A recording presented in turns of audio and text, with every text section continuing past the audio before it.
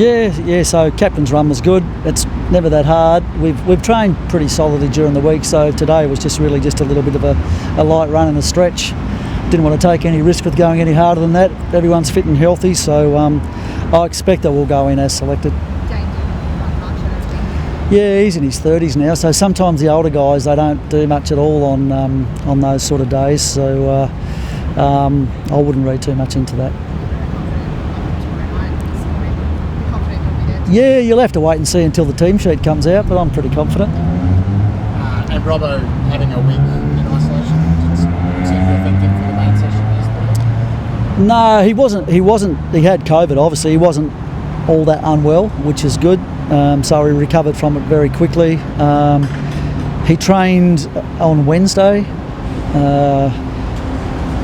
on his own because he was out at that stage, and he trained on Thursday with the group and again today. So you probably don't know Robbo's history, but he usually misses a lot of training in the pre-season because he traditionally does calf injuries.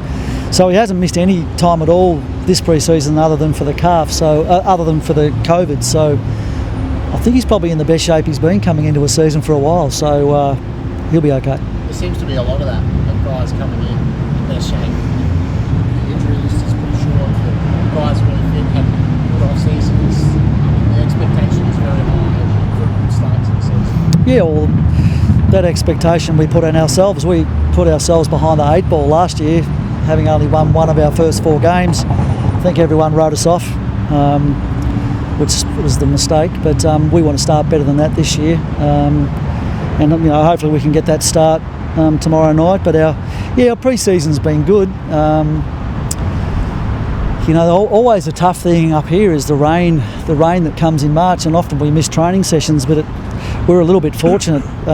When all that rain came, we had to go to Melbourne and play, and went down a day early, so we actually didn't really miss any training, and we had a great game against the Dogs, which was played at finals like pace, to be honest. So I feel like we're in good shape in that regard coming into the start of the year. Do you like facing one of the other teams that's been a top 4 sort of contender the past couple of years straight away? Yeah, well, if you want to be the best, you've got to beat the best. So, it's good to start with that sort of game. I feel like every week that you play, it's that sort of game, to be honest. The competition feels so even these days. You never know what's going to happen from one week to the next, but to be playing a really strong opponent in round 1 is, I think, great. Since you guys sort of elevated yourself into that upper echelon 3 years ago, you've got a very strong record against Port. Why do you think you've matched up so well against them the past couple of years? Well, I think, to be honest with you, I think we've mostly played them here, which is a bit of an advantage. We might have had one win over there against them. It's actually really hard to say and identify. We seem to play some of our best footy against Port for some reason or other. I'll probably nearly put it down to that as opposed to anything technical or tactical that we necessarily do against them, because they're a team that challenge you in every way traditionally. They're good at stoppies, they're good at ball movement, they score highly and they defend well. So I haven't thought about that one too much, and I hope we can produce similar tomorrow night. Chris, you must feel that there's a number of players that have huge scope to get even better. How excited are you by Jared Berry? Yeah, Jared's one of a few, as you can say. Cam Rayner's coming back. I don't think Zach Bailey's played his best football yet. Huey McCluggage is still growing as a player. So is Brandon Starshevitz. We've got Noah Answorth back. So they're all at a good age to keep improving. And the good part is that they've clearly managed to do that over the pre-season. You can tell that by the way that they train, their attitude to everything, their willingness to take on a bit more leadership around the place. And Jared's one of those guys. He missed 12 weeks last year with injury. He had not a very good pre-season either. He had a shoulder problem, and I think he might have only had one practice match coming into round 1, and by round 2 he'd done his hamstring and didn't play much for about 3 months after that. So I know he feels good about his body, and he's confident, and his practice match form's been really good. So yeah, we look forward to getting more out of him than we did last year, which was mostly because he was injured.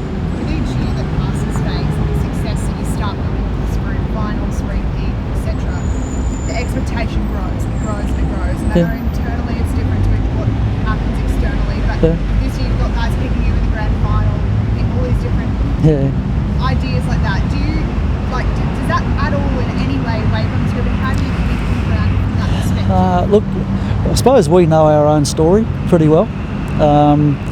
And when I say that, we know the good parts of it, and we also know the bits that we have to improve on, and we understand that there's pressure on us because we've been a high-performing team in the last 3 years, and you can only be a high-performing team for so long before you've got to try and win one, otherwise that opportunity disappears. So we openly talk about that.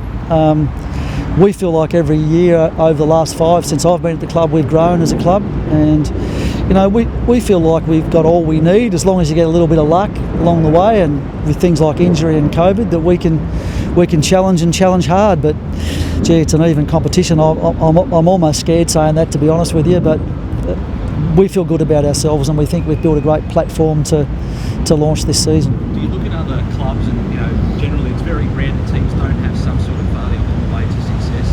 Lions lost the prelim to North in 1990, Cats 2006, they had a couple of clubs. Do you look at that as well and think that everyone has sort of setbacks on the way? Yeah, look, you look at history. You look at Port Adelaide's history when Choco Williams coached them, and they had some disappointments until they finally saluted.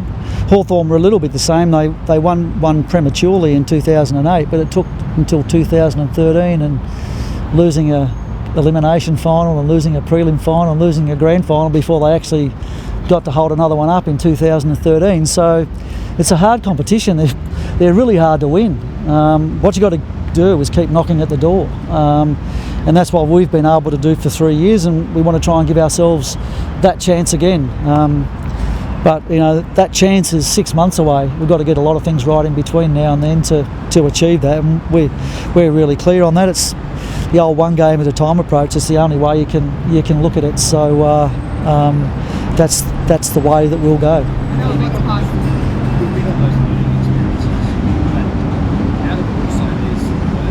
Yeah. You talk to the players, they've got regrets. There's nothing wrong with regrets. Nothing wrong with them at all, unless you let them, beat you up and get you down, or you go into denial about what happened. We own our story. We know what's going on. So all of those experiences have been great for us, because that's how we look at it. That's the way we choose to look at things, and really, it's the only way to live your life. 12 months is a long. I was just going to say 12 months is a long time ago in terms of the round one build up to last year. But we know you've spoken so much about the first 3 goals of that game last year. The boys really took the foot off the pedal and thought they were going to win that match. Have you seen something different from them this week about their resolve, their determination, heading into making sure it's not the same as last year? Yeah, I was 12 months ago. It got raised this week by them. They were aware of it.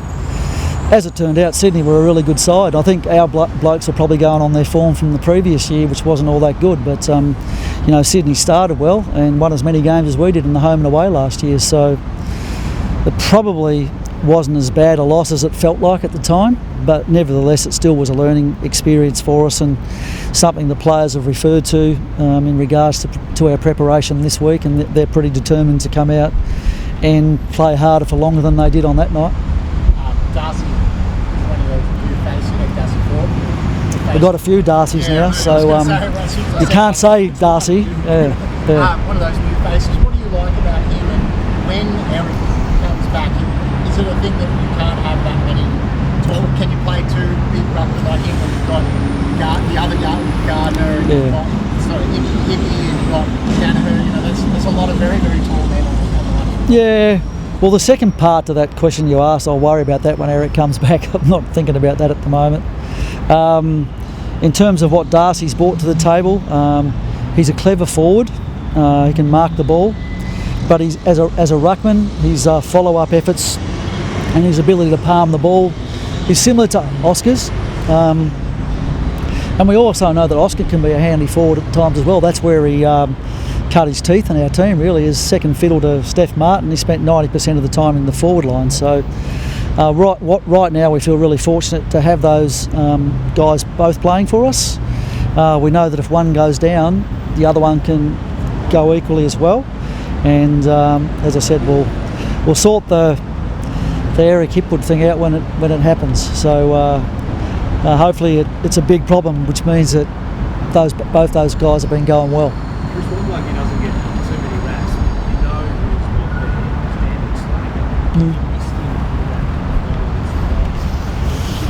Yeah, well, we missed him in the final against Melbourne too because he was off in the first 5 minutes. But you know what we learned from that is we got to go and find another way to play and deliver the ball to our forwards when we lose tall forwards. So was a good learning for us from the game. But it is, having said that, it's good to have him back. You know, he's 26, 27 years of age now. He's starting to come into the best form of his career. I've got no doubt that Joe Danaher's presence has helped with that because Joey gets a lot of attention from opposition defenders, and that allows Dan a little bit more freedom. So, but a credit to him, he's a guy that works really hard at his game down McStay, and every little bit of success that comes his way individually he deserves.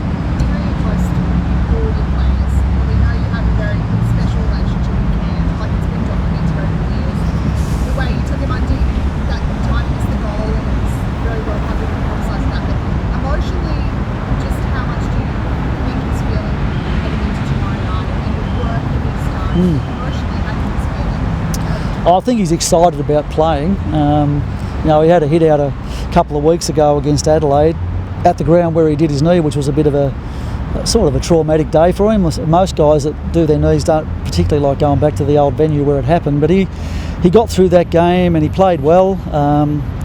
He missed the game against the Dogs because his dad was unwell. Fortunately, his dad's making a good recovery, but it wasn't appropriate for him to play that night. But now that his dad's well, he's jumping out of his skin to play. It's almost given him another outlook on life. He brings so much energy to our team, and at times we miss that. Both he and Eric Hipwood both bring that, so it's good to have that back. He's worked really hard on his rehab. Look, if there's a good thing about doing a knee in the pre-season is that you've got 12 months before the next season starts. So he's been able to do a great rehab, and he has full confidence in his knee. And I think when all these bits and pieces of adversity come along, you grow as a person as a result. And I think he's done that. And you know, all he's got to do tomorrow night is play his role. He doesn't have to, play the house down. Just got to play his role, and we'll be happy with that. So I'm just thinking about the thing you said earlier about Port Adelaide and the early 2000s. Do you think the last sort of 20 years have gone from one dynasty to another? The Lions, the Cats, the Hawks, the Tigers. Do you look at that Port team and think, one of the great teams of the early 2000s, but they really only got that one crack? Same with Essendon, a team that dominated for 3 or 4 years. Won one premiership. Yeah, that's how it works. You just got to keep knocking at the door. The teams that, we've been spoiled a little bit lately. Probably Hawthorn won 3 in a row, and Richmond won 3 out of 4. It's probably pretty unusual in the history of the game. Different teams bob up at different times. If you're talking about the window to win one, is that what you're talking about? No, I just I guess we've been spoiled by dynasties, so everyone thinks a good team needs to win 2, 3, 4 premierships. No, they only need to win one. Even making it's a great effort. So no, they're very hard to win. The competition's structured so that you're meant to get an opportunity once every 18 years. No, you don't take those opportunities for granted, and that's what we're striving for. So as is every other team. As Charlie was saying yesterday, the different mindset, going to push further up the field, trying to run his opponent's ragged. Is that something he's spoke to him about, or that's just his own? Oh, no. Well, the improvement in individual players is always a conversation between that player and the coach, and it's not one way. It's usually 2 ways. They have their own ideas about how they can get better, which we've always listened to, and that's the case with Charlie. He's always thinking about how he can play a little bit better, and some days it suits us that he's on an opponent that he might have an advantage on close to goal, and then other days it might suit better that he plays up the ground and we play our tools a little bit closer. So that's just him, I think, showing his maturity. I think there was a time when Charlie probably all he thought about was playing as close to the goals as he could, and now he knows that can vary from week to week.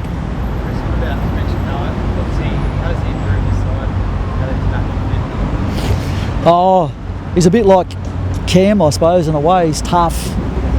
He's as hard as they come. He's difficult to play on. Just ask his teammates from intra-club practice matches. Young Kai Lohman, who we just drafted, he came off the ground one night and said, "That's the hardest game I've ever played against anybody." He just wouldn't stop banging into me and competing with me, and That's Noah to a T. It's been a pretty tough 12 months for him, basically not playing footy, but he's used the time well. His body, and particularly his core strength, which is what he needed to improve, is really high level now, and he's had a full pre-season and very much looking forward to the opportunity to go out and play with his teammates tomorrow night.